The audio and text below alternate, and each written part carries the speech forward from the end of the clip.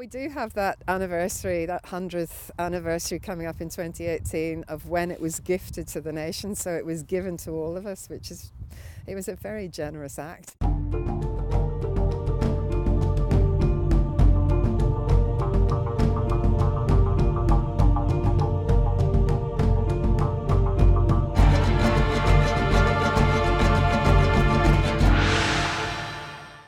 Just over 100 years ago that Stonehenge actually came up for sale. It was part of the Anthropos estate, a huge estate in this part of Wiltshire, and it actually had Stonehenge in the middle of it.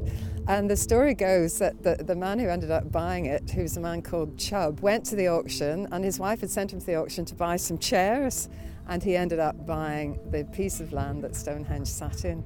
And that was in 1915. What you see today is only part of a very complex monument, but it started off in this amazing prehistoric landscape. The whole landscape is interesting. There's a bank and a ditch, so a circular space was enclosed about 3000 BC. It was designated a very special space, and it wasn't until about 500 years later that the first arrangements of stones came in. The huge sarsen stones are from the Marlborough Downs, and they're very, very dense, hard sandstone. And then the smaller stones, and there's some thought that they're more human-sized, we know definitely came in from the Preseli Hills in Wales. The ones from the Marlborough Downs, we assume they dragged them. They had rope technology, they had rollers. They were just as clever and sophisticated as we are, but they had different technology. The ones from Wales, the jury's still out. There's been various experiments done about did they come by sea, did they get dragged over land. We think they probably did come by sea, certainly as far as they could. And what you're not aware of in the immediate vicinity is the River Avon, but it is very close by. And we think they probably came by sea and then up the River Avon and round, and were possibly brought up what is now the avenue coming up this way to the circle.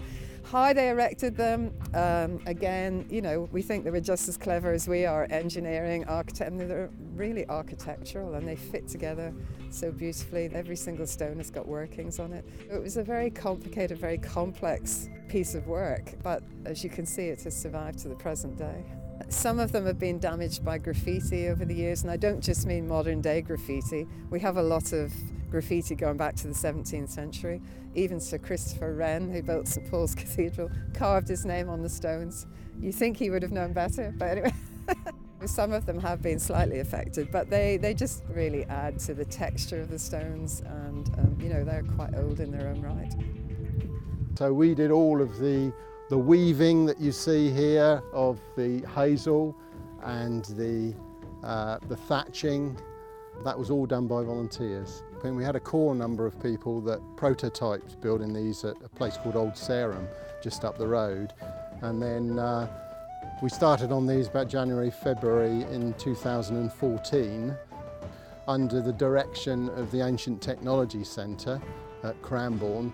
They're based on some archaeology that was done in the mid-2000s at Durrington Walls, where they found upwards of, some people say, more than 200 of these houses, or the floors of these houses that had a henge built over them, so they hadn't been ploughed out.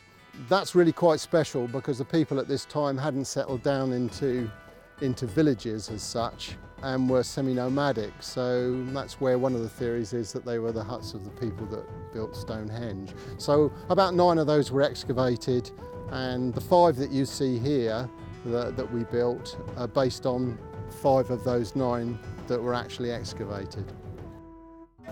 I'm Chris Jessup. I've been a volunteer here for a couple of years. Okay, so this is an antler pick. Quite an interesting bit in itself. I mean, it is quite remarkably heavy. So they would have cut off part of it. There'll be a lot of these around because remember, these are shed every year.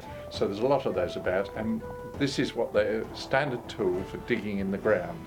So they would make the ditch, which surrounds Stonehenge, and is actually what a henge is.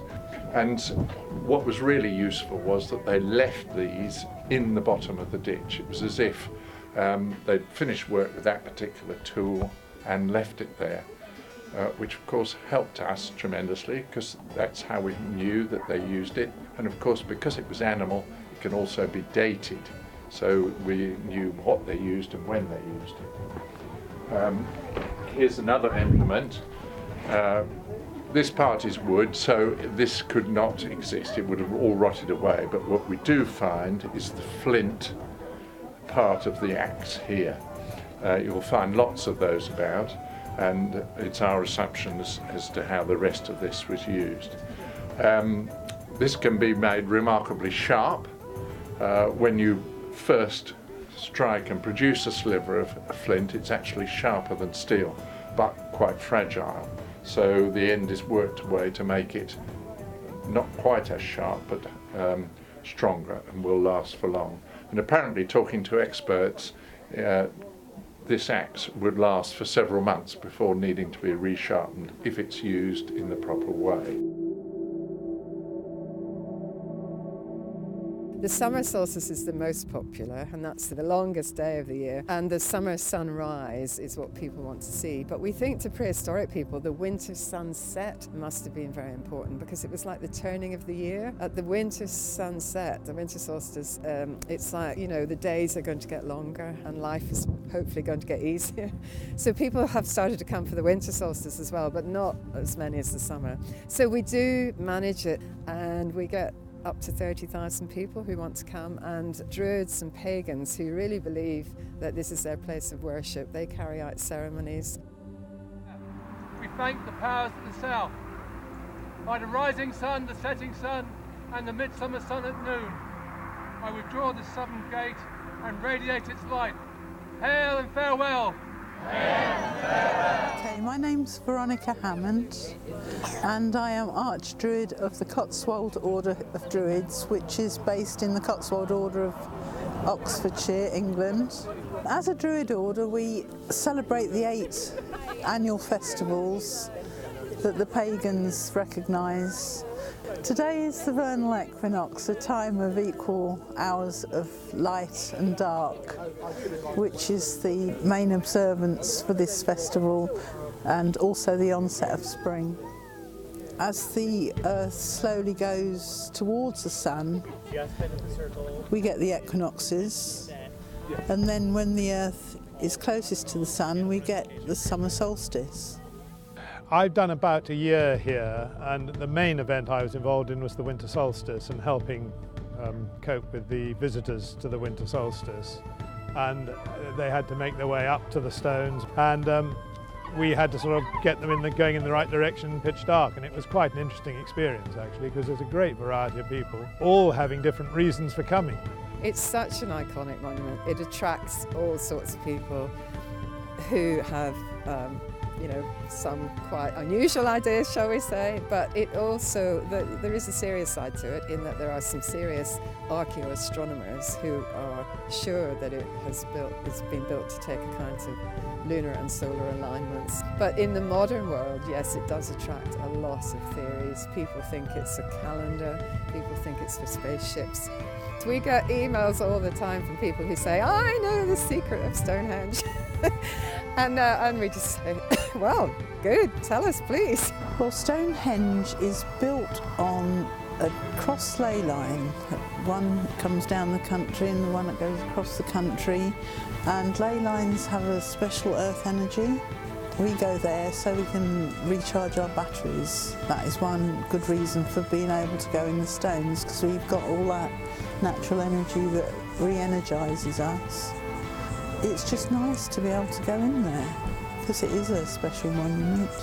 I plan to keep going in there every solstice, you know, as long as they'll let me, because it's important to people. It's lucky that we have organisations like English Heritage, because they help preserve what is quintessentially English.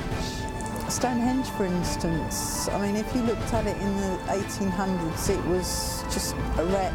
It was just almost just a mound of stones, and English Heritage have helped preserve it. We just are helping to manage it so it survives into the next generation. So that anniversary will be quite exciting, and just the results of all that new research that's going on. Well, there's something new about Stonehenge all the time.